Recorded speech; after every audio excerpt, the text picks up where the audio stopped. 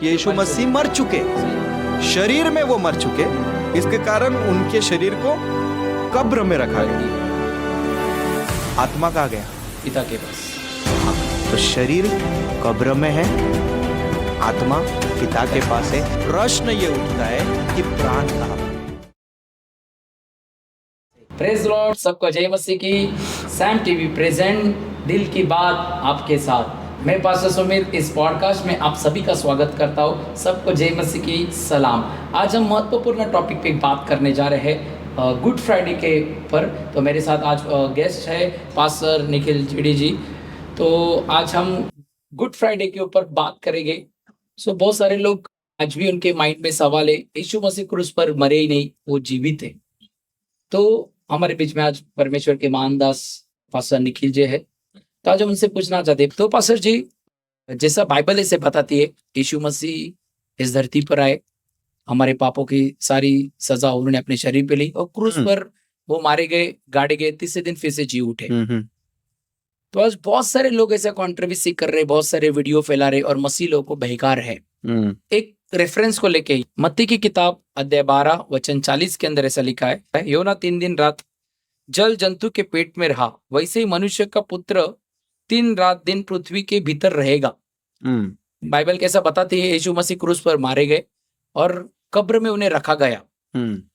सो बहुत सारे लोग इस पे कॉन्ट्रोवर्सी कर रहे कि फिर जैसा योना मछली के पेट में जीवित था, तो आज लोगों का कहना ऐसा है कि यीशु को जब कब्र में रखा था तो यीशु मसीह भी जीवित है, पर वचन तो ऐसा कहता है कि यीशु मसीह क्रूस पर मारे गए, उन्होंने अपना प्राण परमेश्वर के हाथ में त्याग दिया। तो इस टॉपिक के ऊपर आप क्या कहना चाहोगे? तो पास्टर सुमित, एक बहुत ही इंपॉर्टेंट विषय है। बाइबल बताती है तुम सत्य को जानोगे और सत्य तुम्हें आजाद करेगा। लोगों के पास है ना आजकल आधा अधूरा ज्ञान है, और आपको मालूम है आधा ज्ञान बहुत ही खतरनाक होता है, इंसान को डाइवर्ट करता है। जब लोग आधा अधूरा सुनेंगे तो डाइवर्ट हो गए। सही। ये क्या हो रहा है ना, कुछ ऐसे स्पीकर है वो एक वचन को लेते हैं और उसको कोट करते और लोगों को डाइवर्ट करते हैं और लोग बहक जाते हैं। हाँ, एक्चुअली योना के विषय में जो यीशु मसीह वहां पे बता रहे हैं मत्ती 12:40 में, उसके पीछे यीशु मसीह का बताने का एक बहुत ही गहरा मकसद है, मतलब एक गहरा रेवलेशन है वहां पे। वो रेवलेशन को जानने की जरूरत है। आप ये बात को लेके कंट्रोवर्सी नहीं कर सकते कि योना जीवित था तो यीशु मसीह भी जीवित था।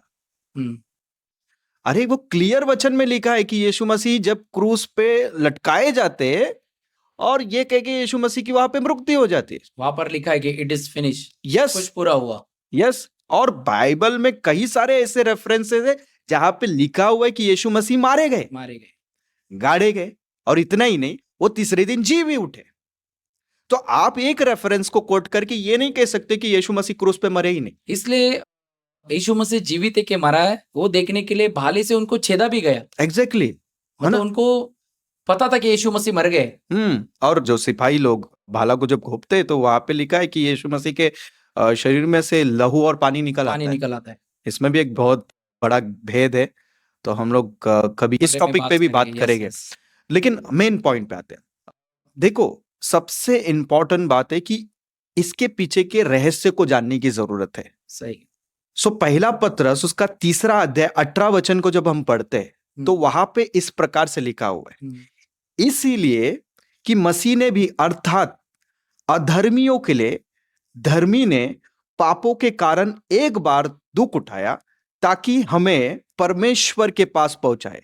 वह शरीर के भाव से घात किया गया पर आत्मा के भाव से जिलाया गया।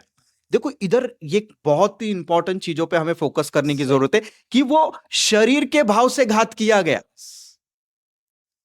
हम उसके ऊपर शरीर उसका मारा गया। यस, मैं यही बोलना चाह रहा हूं। हमें यह पता होना चाहिए कि मनुष्य 3 भाग में बनाया गया है बाइबल के वचन के अनुसार, शरीर, प्राण, आत्मा। तो क्रूस पे क्या मरा? शरीर। तो देखो, यीशु मसीह क्रूस पे मारे गए शरीर के भाव से। इसके कारण तो उनको कब्र में रखा गया, उन्होंने चेक भी किया वाले से। हाँ, और वचन कहता है, यूहन्ना की किताब में लिखा हुआ है। तो कंफर्मेशन उन्हें मिल गया कि यीशु मसीह मर चुके, शरीर में वो मर चुके, इसके कारण उनके शरीर को कब्र में रखा गया। आत्मा कहाँ गया? पिता के पास। हाँ, तो शरीर कब्र में है, आत्मा पिता के पास है। प्रश्न ये उठता है कि प्राण कहाँ पर है। सही कहा। और इसी वजह से लोग को समझ में नहीं आ रहा। हाँ, तो उसी रेफरेंस को हम जब देखते हैं, पहला पत्रस उसका 3 अध्याय उसके 19 वचन में लिखा हुआ है, उसी में उसने जाकर कैदी आत्माओं को प्रचार किया। तो ये बहुत ही रहस्य की बात है कि यीशु मसीह 3 दिन 3 रात नरक में जाते हैं, धरती के भीतर। देखो वो जो रेफरेंस है ना, जहां पे यीशु मसीह बोलते हैं योना जिस प्रकार से मच्छी के पेट में 3 दिन 3 रात रहेगा, मच्छी के पेट में, तो इंग्लिश ट्रांसलेशन जब हम देखते हैं तो वहां पे लिखा है the heart of the earth. अगर इसको हम लोग सही रीति से ट्रांसलेट करें तो हमें यह पता चलता है कि यीशु मसीह धरती पे के भीतर की बात बता रहे हैं। सही। तो यीशु मसीह बेसिकली क्या बता रहे हैं? यीशु मसीह वहां पे ये बता रहे हैं कि जिस प्रकार से योना 3 दिन 3 रात मच्छी के पेट में रहेगा, यीशु मसीह अधोलोक में जाके कैदी आत्माओं को प्रचार करके, जो आज तक धरती पे कोई भी व्यक्ति जाकर हेल में प्रचार नहीं किया। जैसे कि योना मछली के पेट में रहा, निनवे के लोगों के पास परमेश्वर ने उसे भेजा। हाँ, और यीशु मसीह कब्र में रहा और वो अधोलोक में गया। उनका कॉम्बिनेशन है ना कि योना निनवे के लोगों के लिए गया, पर यीशु मसीह अधोलोक में लोग हैं उनको प्रचार करने के लिए गया। एग्जैक्टली। और वहां पे जाके शैतान के सर को कुचल के अधोलोक की कुंजी अपने हाथ में लेके उसने मौत पर विजय प्राप्त किया। ये रेवलेशन लोगों को पता होने की जरूरत है। और यही नहीं पता, इसके कारण वो कहते हैं यीशु मसीह क्रूस पे मरे ही नहीं। यीशु मसीह मरे भी, यीशु मसीह गाड़े गए, यीशु मसीह तीसरे दिन जी उठे। आमीन। और उसने मौत पर विजय प्राप्त किया। आमीन। और सत्य को हम कभी दबा नहीं सकते। और आज तक दुनिया में कितने सारे लोगों ने सत्य को छुपाना चाहा, लेकिन वो छुपा नहीं सके। सत्य कभी छुप नहीं सकता। एग्जैक्टली, क्योंकि सत्य कौन है? यीशु मसीह। क्योंकि वो मार्ग है, सत्य है और जीवन है। और उसकी सच्चाई को दुनिया में कोई व्यक्ति नहीं छुपा सकता।